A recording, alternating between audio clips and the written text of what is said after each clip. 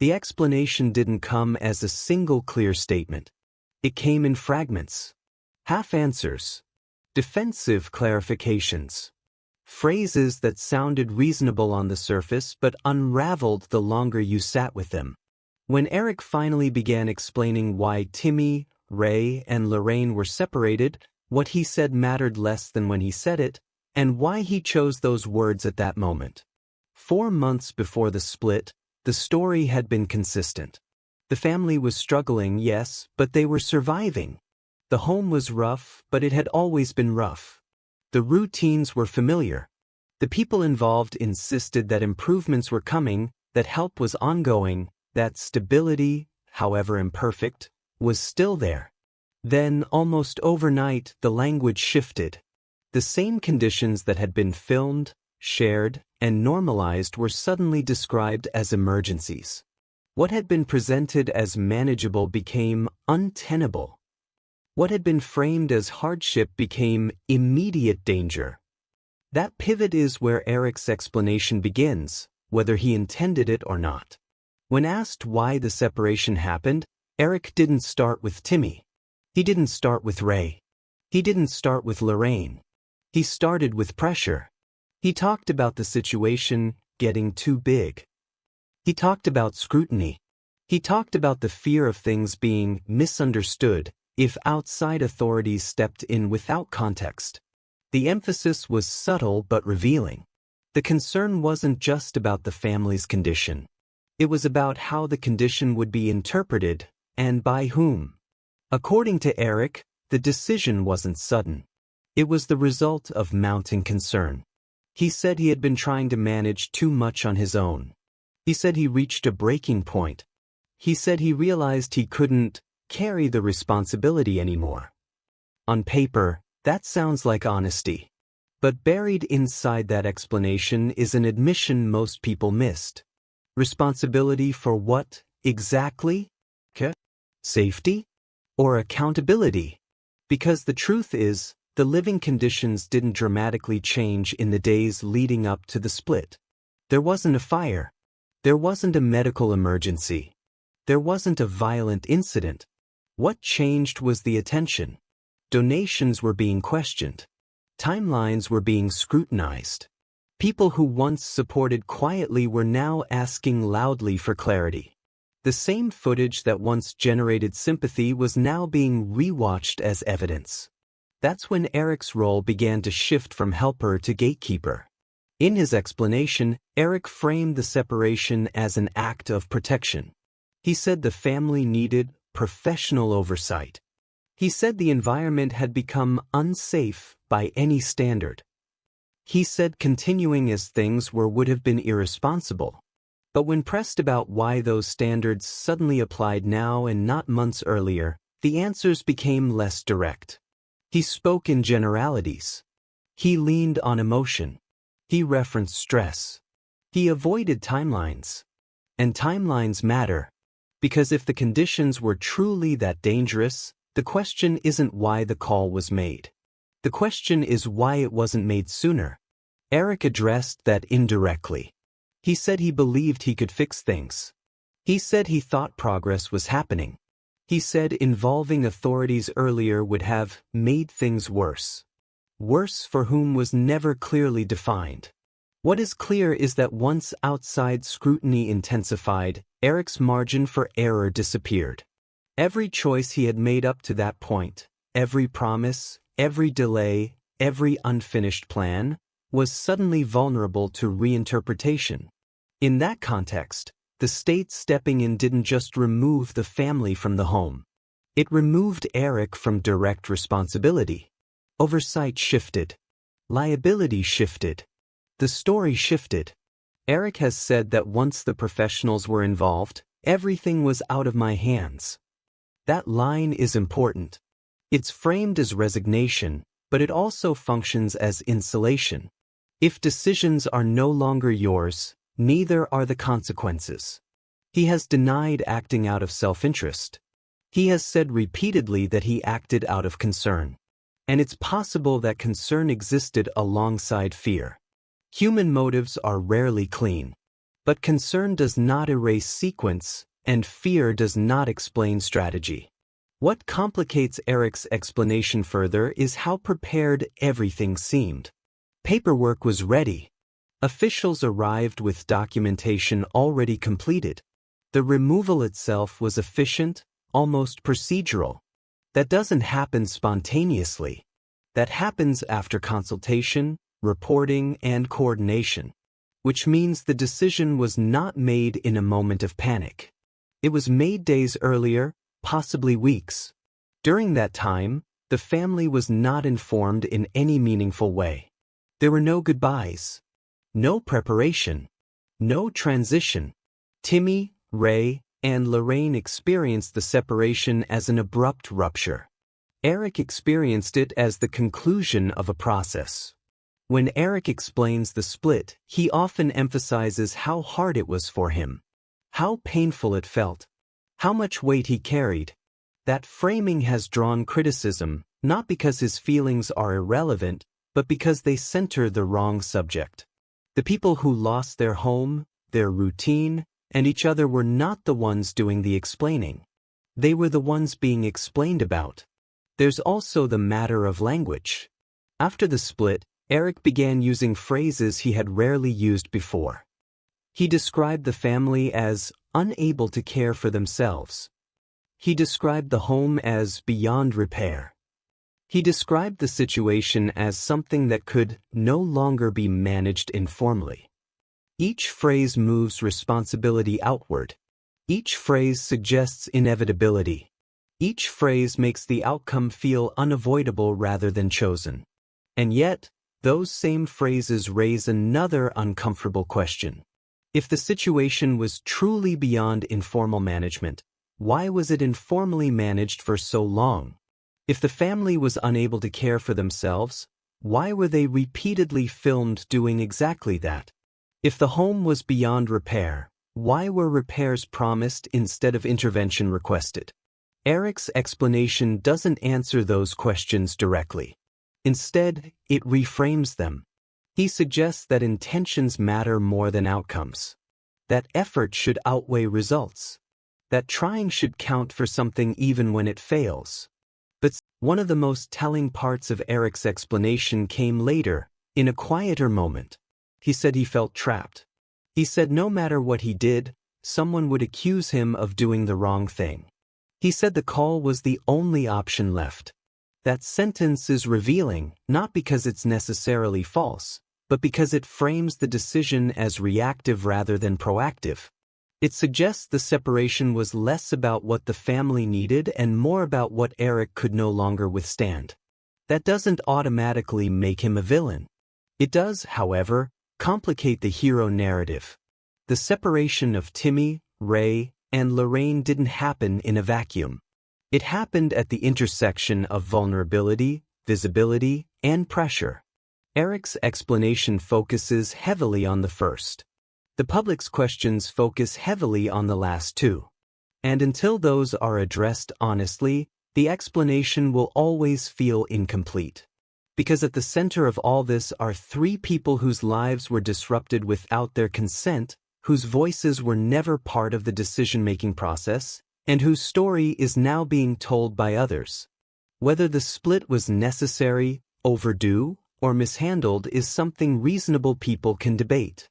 But pretending the decision was simple, sudden, or purely altruistic doesn't survive scrutiny. This isn't about assigning guilt. It's about understanding cause and effect. About recognizing that good intentions do not cancel poor judgment. And about acknowledging that when you take responsibility for vulnerable people, you also take responsibility for the timing and consequences of your choices. Eric has explained why the split happened. What remains unresolved is whether that explanation fully accounts for the reality of what came before it. Comment below. After hearing this part of the explanation, do you believe the separation was unavoidable, or do you think it happened when it did for reasons that had more to do with pressure than protection? As Eric continued explaining why Timmy, Ray, and Lorraine were split apart, the story began to narrow around one central claim, that intervention had become unavoidable. He framed the separation as the last remaining option, the point where informal help could no longer substitute for formal authority. But when you lay his explanation alongside the actual sequence of events, a different picture starts to form, one where inevitability looks a lot like escalation. Eric said he reached a point where he felt overwhelmed, where the responsibility of coordinating care, managing donations, and responding to public attention became too much for one person. That admission matters, because it quietly reframes the situation. It suggests that the breaking point wasn't triggered by a sudden decline in the family's condition, but by the accumulation of external pressure. The family's needs didn't spike overnight. The scrutiny did. One of the most revealing aspects of Eric's explanation is how often he references being in the middle. He said he was caught between supporters and critics, between expectations and reality, between what people wanted to see and what he believed was possible. But being in the middle is only a problem if you're positioned as the center. And that's where the ethical tension emerges. The role Eric stepped into, whether intentionally or not, placed him as the primary filter between the family and the outside world. He wasn't just helping, he was mediating access, information, and perception. When questions about the home intensified, Eric said he felt the situation was being misrepresented. He argued that viewers didn't understand the complexity of the family's needs or the limitations of what could be fixed quickly. That may be true, but complexity doesn't negate responsibility. In fact, it increases it. The more vulnerable the people involved, the more carefully decisions must be made and explained. Eric has said that he feared the family would be taken anyway if authorities became aware of the conditions through third parties. In his telling, making the call himself was a way to control the narrative and ensure the best possible outcome. That's a critical point, because it implies strategy. It suggests the call wasn't just about safety, it was about timing, framing, and influence. Control of narrative is not inherently malicious. But when narrative control intersects with vulnerable lives, it demands transparency. And that's where Eric's explanation starts to strain. He described the home as deteriorating, the situation as unstable, and the risks as mounting. Yet these descriptions surfaced most prominently after public trust began to erode. Prior to that, the same environment was presented as improvable, if imperfect. The shift in language wasn't subtle. It was decisive. And it happened in parallel with increasing demands for accountability. Another part of Eric's explanation centers on burnout. He said he couldn't keep going back. He said the emotional toll was unsustainable. That matters because burnout is real and it can impair judgment. But burnout doesn't absolve responsibility for how transitions are handled. It doesn't explain why contingency plans weren't communicated. It doesn't explain why the family wasn't prepared for what was coming. Timmy, Ray, and Lorraine didn't experience the separation as a carefully considered intervention. They experienced it as an abrupt removal. Eric has said that he didn't want to alarm them prematurely, that he feared telling them would cause distress. But distress caused by anticipation doesn't outweigh distress caused by shock. The absence of preparation suggests either avoidance or a belief that their understanding didn't matter. That belief, whether conscious or not, is one of the most troubling implications of Eric's explanation. When you decide that people don't need to know what's about to happen to them, you're making a judgment about their agency. You're deciding whose understanding counts. Eric has insisted that professionals were better equipped to handle the situation. He's emphasized that once authorities were involved, the family would have access to resources he couldn't provide. That may be true, but professionals don't arrive in a vacuum. They arrive because someone initiates the process. And the reasons given for that initiation matter, because they shape how the case is handled. If the primary concern was immediate danger, the timeline doesn't fully support that claim. If the primary concern was long-term sustainability, then the lack of gradual transition becomes harder to justify. Eric's explanation oscillates between these two rationales without fully committing to either.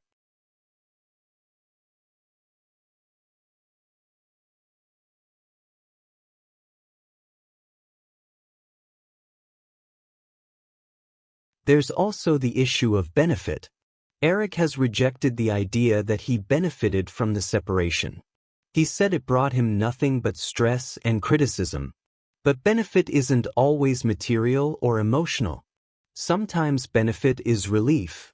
Sometimes it's distance. Sometimes it's the shifting of responsibility to a system designed to absorb it. Once the state stepped in, Eric was no longer the primary point of contact. He was no longer responsible for conditions, care, or outcomes. The very scrutiny that had become unbearable was redirected. That doesn't mean the decision was made in bad faith. But it does mean the decision had consequences beyond the stated goal of protection. Another key part of Eric's explanation involves inevitability. He suggested that the separation would have happened sooner or later, regardless of who made the call. That claim is impossible to verify. What can be verified is that it happened at a moment when pressure on Eric was peaking. That correlation doesn't prove motive, but it does complicate the narrative. The language Eric uses when discussing the family after the split also deserves attention. He speaks about them as cases, not people. He references placement, oversight, and compliance. That shift may reflect the influence of professionals, but it also marks a distancing. Once the system took over, the family became something managed rather than something known. What's missing from Eric's explanation is a sustained acknowledgement of loss. Not his loss, but theirs. The loss of routine. The loss of familiarity. The loss of each other. Those losses are not incidental. They are central to the impact of the separation.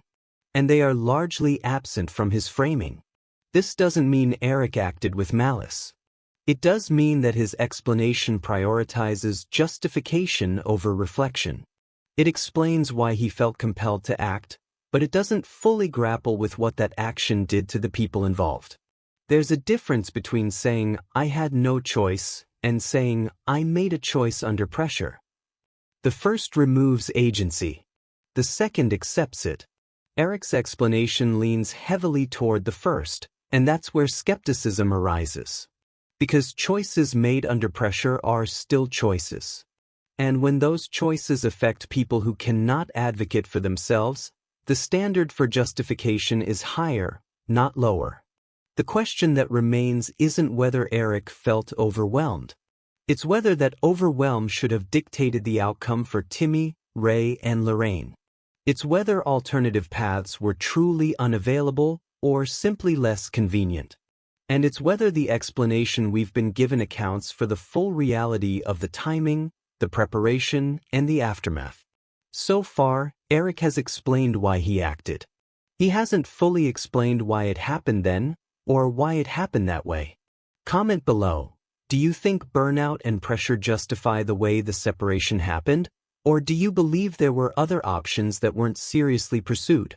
When you move past Eric's explanation of pressure and burnout, the focus naturally shifts to what didn't happen. Not the dramatic moments, not the phone calls or the arrival of officials, but the quieter decisions that shape outcomes long before a crisis becomes visible. Because separation is rarely a single act. It's usually the result of a series of choices, delays, and omissions that narrow the path until only one option appears left. Eric has said he felt trapped by circumstances.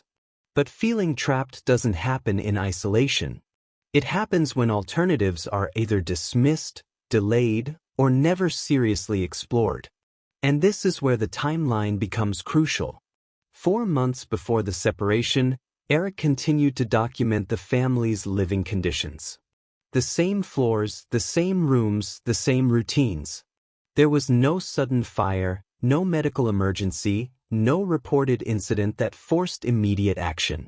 What did change was the conversation around responsibility. Viewers began asking harder questions. Supporters began requesting proof. Skeptics began compiling timelines. That shift matters because it reframes urgency.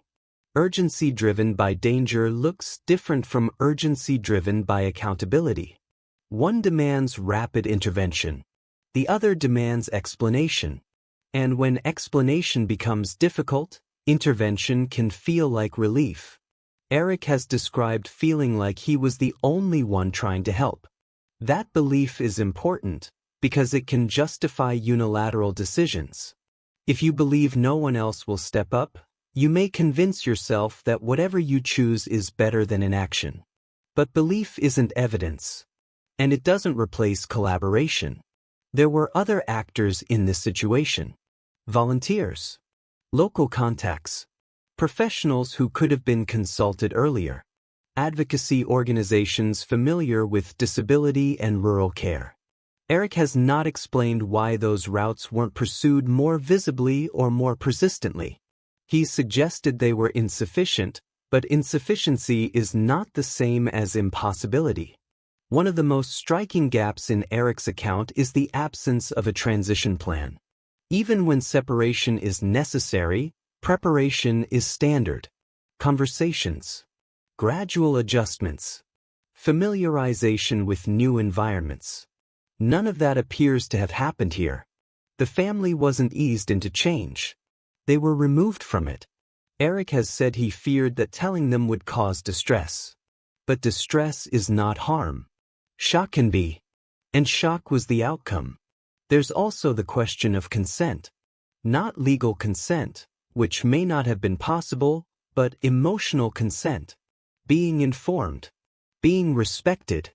Being treated as participants in decisions about their lives. Eric's explanation doesn't show that those principles guided his actions. It shows that efficiency did. Efficiency is seductive under pressure. It promises resolution. It simplifies complexity. But with vulnerable people, efficiency can become erasure. Their preferences, fears, and attachments get pushed aside in favor of what moves fastest. Another layer to examine is the power imbalance. Eric wasn't just a helper. He controlled access to information, to donors, to the public narrative. That power comes with responsibility, especially when the people affected can't easily challenge decisions. When Eric says he couldn't keep going back, he's describing his own limits. But those limits didn't erase his influence. They amplified it. There's also the matter of framing after. What's missing from Eric's explanation is evidence that those costs were weighed seriously. That someone asked, what will this do to them emotionally? Not just, what will this fix? Fixing conditions is tangible. Preserving emotional stability is harder to measure. But it's no less important. Eric has portrayed the separation as inevitable. But inevitability is often constructed in hindsight. It's easier to say, there was no other way, after the path has already been chosen. Before that moment, there are always forks. Choices to slow down. Choices to ask for help. Choices to share responsibility. The question isn't whether the system can provide better conditions.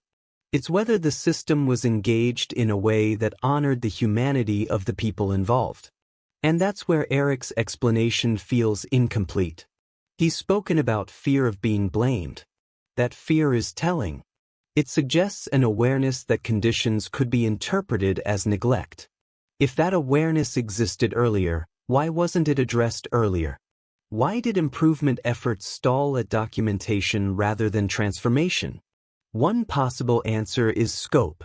Fixing structural poverty isn't something one person can do. But acknowledging scope should lead to partnership, not isolation. It should lead to transparency, not narrative control. Eric's explanation also avoids discussing how the family understood his role. Did they see him as a helper? A friend? A caretaker? An authority? That perception matters because it shapes trust. And trust shapes trauma. When someone you trust initiates a process that removes you from your home, the sense of betrayal can be profound, even if the outcome is safer. The separation didn't just move bodies. It fractured relationships. It altered identities. Timmy, Ray, and Lorraine weren't just relocated. They were redefined, from family members to wards of the state. That shift carries stigma, loss, and confusion that no amount of improved infrastructure can fully erase. Eric has said he did what he thought was right. That may be true, but doing what feels right isn't the same as doing what is right, especially when feelings are shaped by pressure, fear, and scrutiny. What we're left with is a pattern: documentation without transformation, urgency without preparation, protection framed through removal rather than support, responsibility shifted rather than shared. This doesn't make Eric a villain, but it does make him a central decision-maker whose choices deserve scrutiny. Not because he acted, but because of how and when he acted. The deeper issue isn't Eric's intent. It's the system that allowed one person to hold so much influence over the fate of 3 vulnerable adults without robust checks, collaboration, or transparency. That system failed long before the separation. And Eric's actions, intentional or not, became part of that failure. As we move toward the final part, the focus shifts again. Away from Eric's reasoning and toward the aftermath. What separation actually changed? What it solved? And what it broke? Because explanations are only meaningful if they align with outcomes. Comment below. Do you think the separation prioritized efficiency over humanity? Or do you believe the emotional cost was unavoidable given the circumstances? What happened after the separation is where the story stops being theoretical and starts becoming measurable. Because intent, pressure, and explanations all collapse under one question: what actually changed for Timmy, Ray, and Lorraine once they were no longer together? The answer is complicated, and that's what makes this ending uncomfortable. On paper, the changes look positive: cleaner environments, regular meals, medical oversight, structure, safety checks. Those are the benchmarks institutions use to define improvement. And in many ways, those benchmarks matter. They address risks that existed for years and were never fully resolved. But human lives don't run on paper. For people like Timmy, Ray, and Lorraine, routine isn't just comfort. It's regulation. It's how the nervous system stays stable. Sudden change. In the weeks following the removal, communication became restricted. Information was limited. Updates were filtered through official channels. That's standard protocol, but for people already prone to confusion and fear, it can feel like abandonment. For those left behind, especially Betty, it created a vacuum filled with uncertainty and grief. Betty's situation deserves special attention here. She wasn't removed, but she was separated from those she had lived with and cared for decades. Her role shifted overnight from caregiver to outsider. That loss of purpose can be devastating, especially for older adults whose identities are tied to caregiving. Eric has not spoken extensively about this impact. His explanations focus forward, not sideways. But accountability isn't just about what you fix. It's about what you break along the way. Another unresolved issue is trust. Trust in helpers. Trust in outsiders. Trust in systems. The Whitaker's story had already been shaped by exploitation, attention, and broken promises. The separation, regardless of intent, reinforced the idea that visibility leads to loss.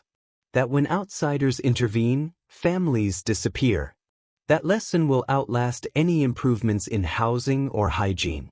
There's also the broader consequence. This case didn't just affect one family. It shaped how audiences understand intervention in vulnerable communities. Some viewers now see removal as the default solution. Others see it as proof that help always comes with strings attached. Neither interpretation is healthy. What's missing from Eric's narrative is reflection on power. Not legal power, but narrative power. He helped define what the public saw, what donors believed, and what authorities eventually acted on. That influence doesn't disappear just because responsibility is handed off to the state. Power without accountability is dangerous, even when exercised with good intentions. Eric has said he couldn't keep going. That may be true. Burnout is real. But stepping back doesn't require stepping over. There were ways to reduce involvement without triggering a full separation. Those options weren't seriously explored in public, and that silence matters. The final consequence is silence itself. Timmy, Ray, and Lorraine are now largely absent from the narrative. Their voices, limited as they may be, are no longer present. Decisions continue to be discussed about them, without them. That pattern hasn't changed. Only the setting has. So what does this leave us with? It leaves us with a case where conditions improved but agency diminished. Where safety increased but connection fractured. Where one form of harm was addressed by introducing another. And it leaves us with a question that no explanation has fully answered. Was this the only way? Eric's story frames the separation as the end of a crisis. But for the people most affected, it wasn't an ending. It was a rupture. One they didn't consent to, didn't understand, and didn't prepare for. The truth is uncomfortable. Multiple things can be true at once. The home was unsafe. The intervention addressed real risks. And the process still caused harm. Acknowledging that complexity isn't an attack. It's responsibility. The real lesson here isn't about one person's failure or heroism. It's about how easily vulnerable lives can be reshaped by decisions made under pressure, without sufficient safeguards for dignity, continuity, and voice. If there's accountability to be had, it doesn't end with Eric. It extends to the systems that allowed this situation to fester for years before intervening. To the audiences who consumed the story without demanding better structures. To the platforms that amplified visibility without protection.